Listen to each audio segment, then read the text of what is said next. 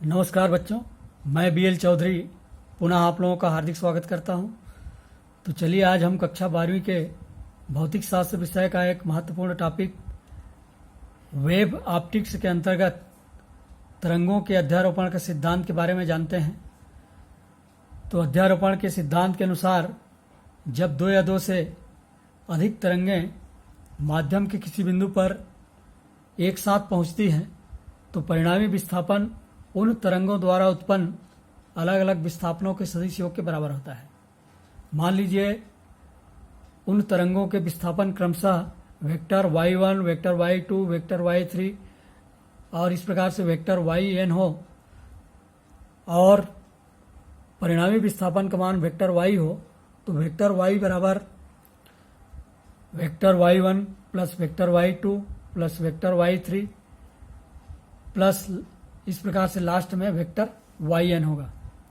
स्मरणीय तथ्य यह है कि यह जो तरंगों का अध्यारोपण सिद्धांत है या principle of superposition of waves है, यह ध्वनि तरंगों और वैद्युत चुंबकीय तरंगों के लिए पूर्णतः सत्य होता है, लेकिन लेजर तरंगों, भूकंप या विस्फोट के समय उत्पन्न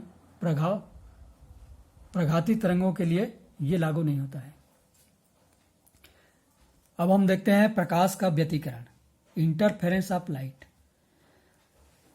तो जब माध्यम में समान आवृत्ति की दो प्रकाश तरंगें एक ही दिशा में गमन करती हैं तो उनके परस्पर अध्यारोपण के फलस्वरूप प्रकाश की तीव्रता में परिवर्तन हो जाता है।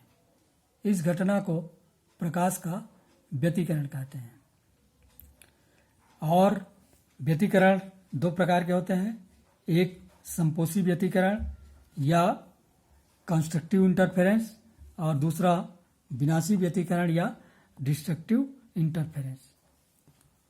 तो संपोषी व्यतिकरण में होता यह है कि जब दो तरंगें समान कला में माध्यम के किसी बिंदु पर पहुंचते हैं तो उस समय एक तरंग का शीर्ष दूसरे तरंग के शीर्ष से या एक तरंग का गर्त दूसरे तरंग के गर्त से अध्यारोपित होते हैं, तो उन बिंदुओं पर प्रकाश की तीव्रता में वृद्धि हो जाती है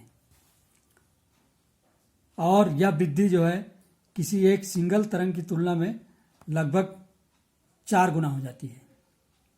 समान कला में पहुंचने का अर्थ यह है कि जिस समय एक तरंग का जो विस्थापन है उसका मान धनात्मक दिशा में बढ़ रहा होता है, उसी समय दूसरे तरंग का विस्थापन भी धनात्मक दिशा में बढ़ रहा होता है। तो ये समय विस्थापन ग्राफ से आप देख रहे हैं, दोनों पहले तरंग दूसरे तरंग और परिणामी जो तरंग है उनका समय विस्थापन ग्राफ। अब विनाशी व्यतिकरण को थोड़ा समझते हैं कि जब माध्यम के किन्हीं बिंदुओं पर जो तरंगें हैं वे परस्पर विपरीत कला में पहुंचती हैं तो वहां पर प्रकाश की तीव्रता में कमी हो जाती है। विपरीत कला में पहुंचने का अर्थ यह है कि जिस समय एक तरंग का विस्थापन धनात्मक दिशा में बढ़ रहा होता है उसी समय दूसरे तरंग का विस्थापन ऋणात्मक दिशा में बढ़ रहा होता है। अर्थात एक तरंग का शीर्ष दूसरे तरंग के गर्त से अध्यारोपित होता है तो प्रकाश की तीव्रता में कमी हो जाती है। और यदि दोनों तरंगों के आयाम समान हैं तो परिणामी तीव्रता का मान 0 भी हो सकता है, जैसा कि इस समय विस्थापन ग्राफ में आप देख रहे हैं। अब आइए हम आपके मनोरंजन के लिए थोड़ा प्रकाश के व्यतिकरण को एक कविता के माध्यम से समझने का प्रयास करते हैं।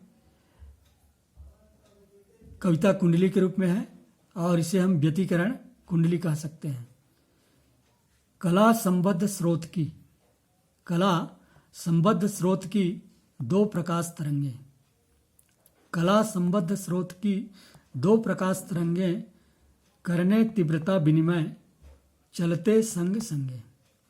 करने तीव्रता विनिमय चलते संग संगे। व्यतिकरण की घटना के लिए दोनों प्रकाश स्रोत कला संबद्ध होना चाहिए और इन दोनों तरंगों को एक साथ एक दिशा में गमन करना चाहिए। आगे देखिए, चलते संग संगे व्यतिकरण है कहलाता। चलते संग संगे व्यतिकरण है कहलाता, दीप्त अदीप्त फ्रिंज का क्रम माध्यम में बनाता। दीप्त अदीप्त फ्रिंज का क्रम माध्यम में बनाता। है मेरी यह राय, है मेरी यह राय, फिल्म रंगी या बुलबुला। ऊर्जा पुनर्वितरण की है ये न्यारी कला। ऊर्जा पुनर्वितरण की है ये न्यारी कला। इस प्रकार से व्यतिकरण की घटना में माध्यम के विभिन्न बिंदुओं पर दीप्त और अदीप्त फ्रिंज प्राप्त होते हैं। और आपने देखा होगा कि बरसात में यदि किसी वाहन इत्यादि का तेल पानी के ऊपर गिर जाता है और वह फैल कर एक पतली फिल्म बना लेता है, उस पर जब सूर्य प्रकाश पड़ता है तो वह रंगीन दिखाई देने लगता है। ऐसा व्यतिकरण की घटना का कारण होता है। कभी कभी जो पानी का बुलबुला भी सूर्य प्रकाश में रंगीन दिखाई देता है। व्यतिकरण की घटना में ऊर्जा का केवल पुनर्वितरण होता है, ऊर्जा का विनाश नहीं होता है। अब देखिए, स्मरणीय तथ्य यह है कि व्यतिकरण की घटना में ऊर्जा का पुनर्वितरण होता है। जैसा कि पहले ही बताया गया, ऊर्जा का विनाश नहीं होता, अर्थात यह पूरी तरह से ऊर्जा संरक्षण के सिद्धांत पर आधारित है। इसको समझने के लिए मान लीजिए किसी प्रेयर ग्राउंड में 10 बच्चे लाइन से खड़े हैं और इन बच्चों को 1-1 रुपया हमने दे दिया, तो कुल वितरित रुपये 10 रुपये हैं। अब क्या करते हैं कि जो सम संख्या में बच्चे हैं अपने सामने वाले बच्चों को अपना 1-1 रुपया दे देते हैं। तो इस प्रकार द्वितीय स्थिति में जो विषम संख्या में बच्चे हैं उनके पास 2-2 रुपया हो जाता है और जो सम संख्या में बच्चे होते हैं उनके पास 1 भी रुपया नहीं होता है। तो व्यतिकरण की घटना में भी ठीक इस प्रकार से होता है। ऊर्जा 11 रुपये, यहाँ पे देख रहे हैं आप 10 रुपये ही है, केवल उन रुपयों का पुनर्वितरण हो गया है। तो इस प्रकार व्यतिकरण की घटना में भी प्रकाश ऊर्जा का पुनर्वितरण होता है, विनाश नहीं होता। धन्यवाद।